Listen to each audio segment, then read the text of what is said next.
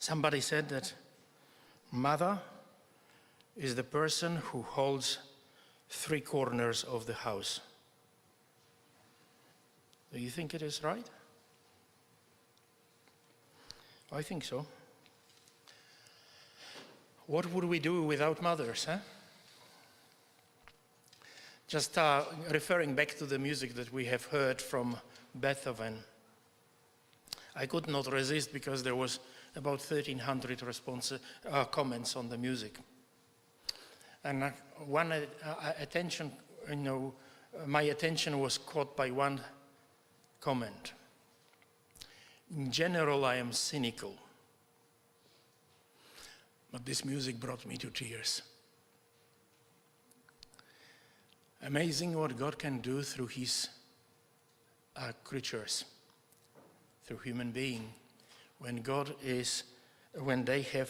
they will allow themselves to work through them.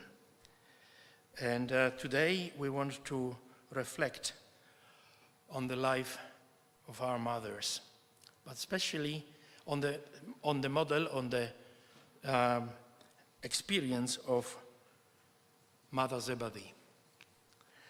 Today is Mother's Day, or tomorrow it is. Is it today or this weekend? Depending where around the world. It is one of the days that people put aside time in order to celebrate what they have benefited from mothers. God gave us a mother in order that she would provide for us, in order that she would bring us up, in order that she would reflect the love of God to us.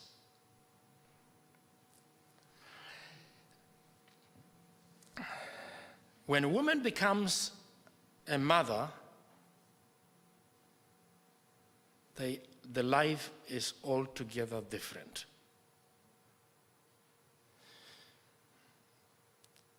When Daniel was born, that is my Daniel, not the one in the Bible. When Daniel was born, I was in college, and every student in the class told me, "Hey, Janusz, life will never be the same." And I can confirm it. It was not for me, and it was not for her. Altogether different. And I can tell you that when a woman discovers that she is with the baby, she begins to be a different person.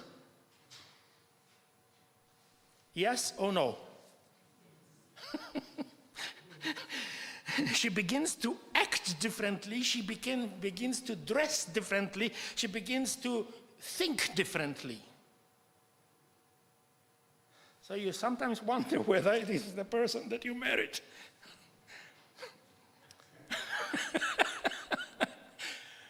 You know why it is happening?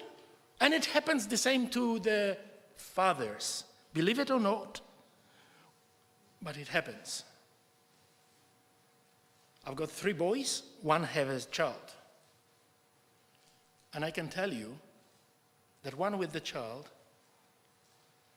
is acting differently. Without offending anyone, why it happens? Because the mother or the father, the mother, from the moment she discovers that she is with the baby, she now begins to think of more than just herself. She is listening to her stomach, to the butterflies that are coming up there. She's watchful what she is eating and what she, how she is sleeping. All these kind of things. Because what? We've got some mothers who have experience for long. Because she wants the best for that little life that started there. Do you think it changes after the baby is delivered? We were talking, Peter was reading to us that sometimes mothers are feeling inadequate because they don't know whether, they didn't go through university course to get the degree to operate as a mother. They get all kind of degrees, but not this one. And they sometimes feel at sea without a paddle.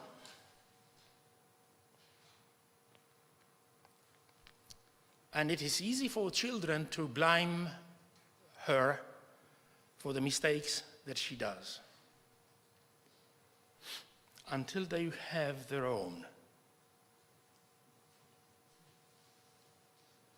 That's what happens. We've got a saying, it takes a village to raise a child. I can tell you, it also takes a village to destroy one. Both are true. The choice is in us. We were studying in the Sabbath school lesson that Daniel purposed in his heart not to defile himself, but it is our choice what principles will govern our life. And those principles, whether we like it or not, they will be instilled in the life of new life. The tragedy that it is that more and more children are being raised outside of home. Are you surprised that the society is crumbling? I was listening to one podcast, and the podcast was dealing with how children in the West are disorderly, they are disobedient, they are arrogant, they are violent. And commenting on the difference in attitude with children in Japan. I'm not saying that Japan has everything right and that the children, that they don't have that they don't have their own problems. But what the podcaster focused on is in attitude that mothers are, or how they act, mothers act in the West, and the mothers work in Japan. When child misbehaves in the West, what does the child get?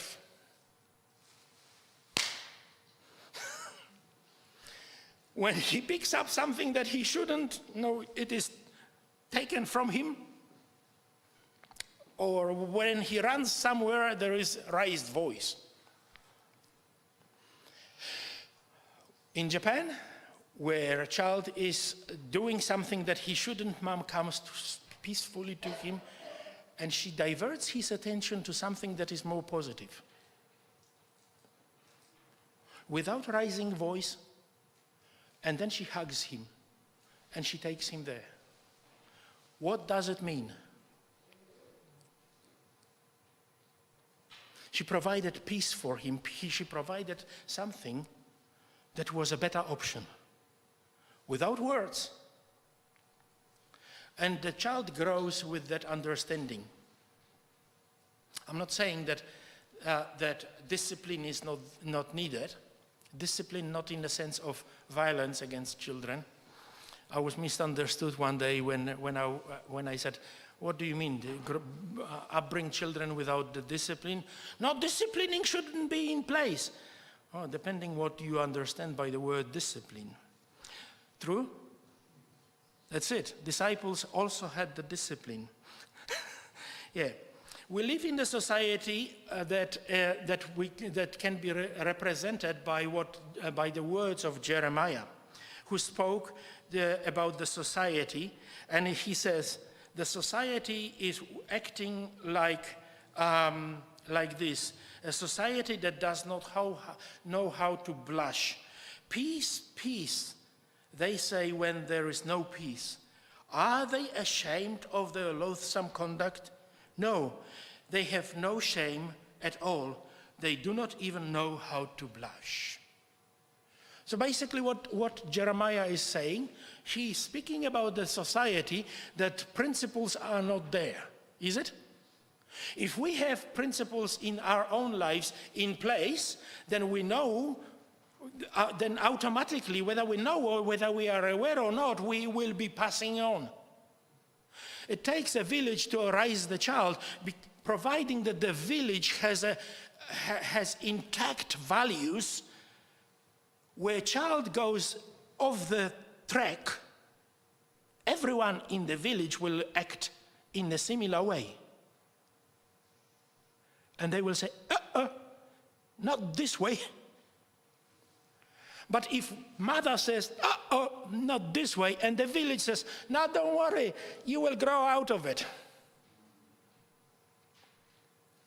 It doesn't work. Because you just gave permission to the child to do whatever he or she likes. Mother is there to provide comfort, but also provide limitations. That's what it was. And so we need godly mothers and godly fathers who will stand and say, I will teach my children to walk in the way of the Lord. Why? Because God never takes away something that is good for you. He will take or limit us from things that are destructive to us. Maybe not immediately, but the time will come where the whip of this disaster will come into our lives. Sometimes it takes 30 years to get to it. But then the consequences are there.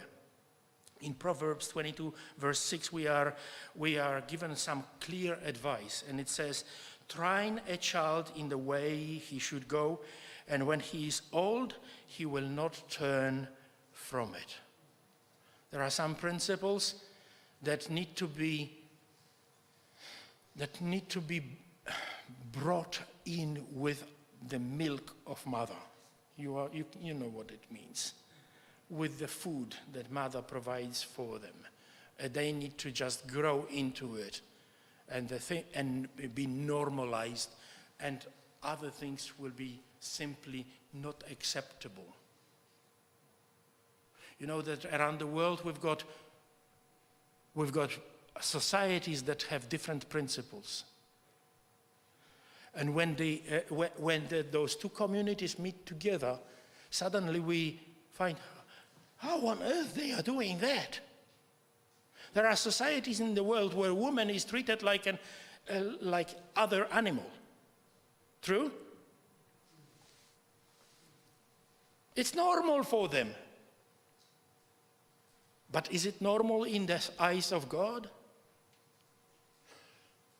If God so loved the world that he gave his son just for men? No. For women as well. And not just for women in in America, but also in Africa and in other parts of the world.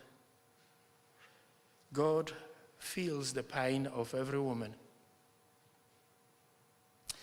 And he is waiting for the day when he will call judgment that he appointed. So those who are transgressing against women should think. In Timothy 1:5, Paul reminds Timothy the benefit, the blessing of the parental influence. And he says, I have been reminded of your sincere faith, which first lived in your grandmother, Lois, and your mother, Eunice, and I'm persuaded now lives also in you. How did he come to that? Because if the child grew up in the presence of grandmother who was acting in a certain way, and the same was witnessed in the mother, what do you think the child did? It did what he was familiar with, and the same faith was living in Timothy. Faith that is expressed in our actions. Always. We act based on what we believe. Timothy had sincere faith, and he had the faith because his grandmother and his mother had the faith. And it was expressed in their actions. In Matthew 20, verses 20 to 23, we read, "Then mother of Zebedee's sons came to him with her sons, kneeling down and asking something from him," that is from Jesus. "And he said to her, 'What do you wish?' Ask mother what she wishes."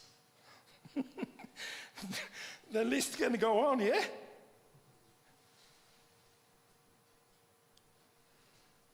She said to him, "Grant that these 2 sons of mine may sit, one on your right hand and the other on the left in your kingdom." But Jesus answered and said, "You do not know what you ask. Are you able to drink the cup that I am about to drink and be baptized with the baptism that I am baptized with?" They said, because he turned not to mother, but he said he turned to the boys when he responded. They said to him, "We are able." What do you think? I don't know. They were already adult, but they were still ignorant. Because they said, "Yes, we can." They didn't even realize what they are talking about. I mean, they were in the bunch of the disciples, like Peter, "I will even die for you." Next minute. So he said to them, "You will indeed drink my cup and be baptized with the baptism that I am baptized with, but to sit on my right hand in my left, it's not mine to give, but it is for those whom it is prepared by my Father." He tells them, the choice is in my Father's hand. I will do according to his will. You notice that Mrs. Zebedee was certain that when Jesus would start his kingdom, her boys would be playing important role in his kingdom. That is great for the mother. And I believe that every mother should dream of important role in God's kingdom for her children. If that will be in her mind, all of her actions will be focused on that goal. She didn't ask that Jesus will provide, or Jesus will lead to the point of where they would be ushers in his kingdom. Nothing wrong with ushers. But she wanted that they will be significant that they will be at the right hand, at the left hand. This is demonstrating that mother had high goals for her children. She would not be satisfied with mediocre. She would not say whatever you like. Yes? She wanted a definite, important, key role in the kingdom. Children frequently have different views of our children and feel oppressed by their parents. Why? Because at that time, at that moment, it doesn't feel comfortable for them. But mother doesn't go by the feelings. Mother goes by the vision that she has for her children. So she is gently guiding, gently leading, pointing to the best goals today, next week, next month, next year, for the rest of your life.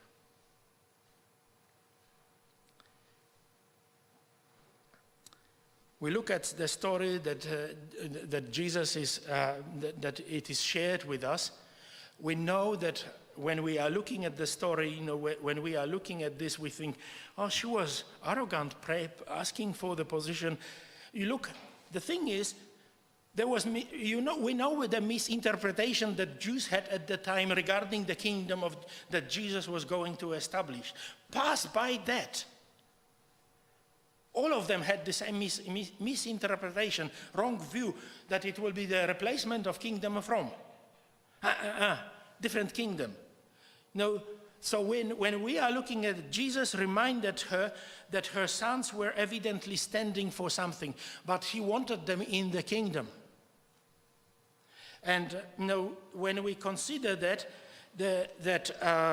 she prayed for her sons to be in the kingdom, she was a very good mother. I can think of no more important task that mother could have for her children. Pray that they will be very involved in the kingdom of the Lord. We are told that the time of parents is too valuable to be spent on gratification of appetite or pursuit of wealth or fashion. Listen to this one. God has placed in their hands the precious youth, not only to be fitted for a place of usefulness in this world, but to be prepared for heavenly courts. Cooperating with angels. What character needs to be instilled in the life of these individuals? Do you think I don't feel like a failure?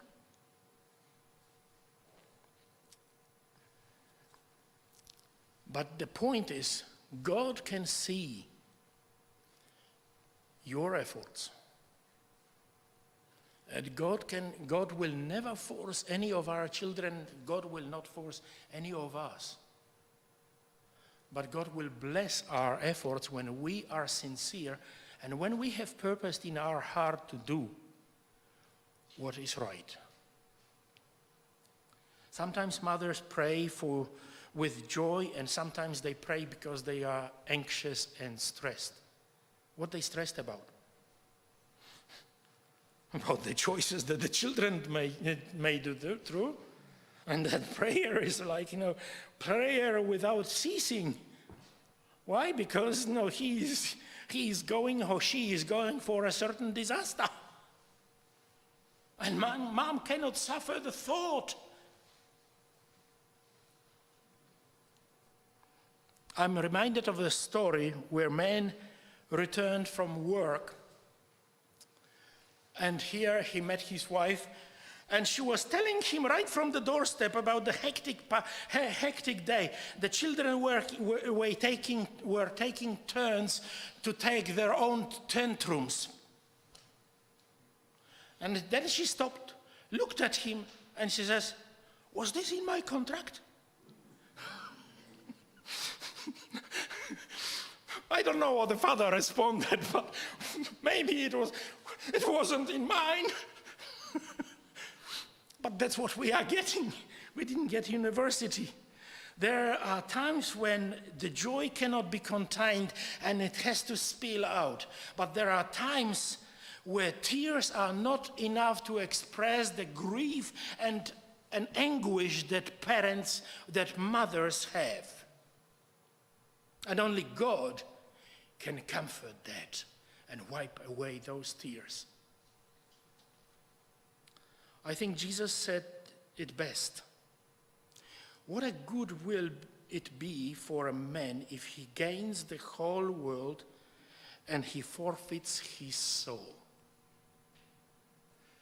I say, what a good gain it will be when the man will gain the whole world and forfeits himself. Because that's the meaning of the word soul. You are whatever the number you are of souls present in this room. Being a parent is never easy in the valley of sinful world. We always live between what is my role between God and the child. And we are the first picture of God to our children. And that's why I think in Ecclesiastes, Solomon said, Two are better than one because they have a good return for their labor. What a promise. No matter how you feel, no matter how inadequate you may feel, when you are working together for benefit, for the good goal, you will have a good reward. You may see it 40 years later, but you will see it. That's a promise from God. If either of them falls down, one can help the other, but pity anyone who falls and has no one to help them. And that's a position of single parents, isn't it? Where is the role of the church? Mrs. Zebedee had big expectations, and we should have big expectations on behalf of God from our children. Mother Zebedee wanted the boys right next to Jesus, on either side of him. And we want to have our children next to Jesus. Whichever the side they will be, we want them to be there. The starting point is with parents' commitment, as we have seen in the mother and grandmother of Timothy, isn't it? When the children will hear mother's voice and they will see different actions, where do you think they will go? Not where the words are. They will go where the actions are. So it goes with the commitment that we as godly parents can set in our actions. We may be man or woman of few words, but the actions speak. I could show you a picture of mother who, in Thailand, who was uneducated, who was Buddhist, and when Christianity arrived to her through her daughter, she decided to follow Jesus, but she didn't tell anyone. But her actions were telling. On the day of her funeral, all of her children were there. I will show you pictures one day. Kamsai, some of you know Kamsai, he was here. Kamsai said, on the day of the funeral, where all the society have rejected the mother because, she was different, everyone, the church decided to make funeral for the mother. And they preached what the mother was believing. What was her actions pointing to? 3 sons who were always away. Today they are attending the church together with their sister, through whom mother became Christian. And mother's silent actions were telling the gospel. Today they are attending the church. No words, actions. A part of the 3 sons, there is other villagers who are attending the church. Why? Because they saw that this is not a real Buddhist. She believes something more. Mothers are not frequently appreciated for some time, but the children can never estimate the sacrifice that the mothers do. And God will reward that. That's a promise. Not from me, from God. During the Second World War, Solomon Rosenberg with his family were taken to concentration camp, together with their children. They were sent to concentration camp for labor. And they had disabled David. But as long as the rule in the camp was that as long as one was able to produce or to be useful, they left him work. The day came where David no longer could perform. Mother was always accompanying him. And one day, when Solomon was waiting, when he returned from his working field, David and his mother didn't return. So he asked other prisoners, what happened? And they told him that the officers came to pick up David. David started crying because he didn't want to be separated from his mother. Mom asked, "Why are you crying?" She asked the obvious, "I'm afraid." So Mom says, "Let me go with you, so you won't be afraid." Did David know the sacrifice that the mother gave?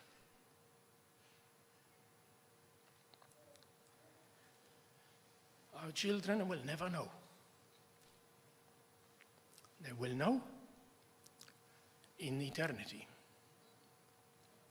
Exodus 20 verse 12 says, "Honor your father and your mother, so that you may live long in the land that the Lord your God is giving you." It doesn't say if your mother is good, honor her. Some people will say, "My mother makes stupid decisions. How should I honor her?" It doesn't say there.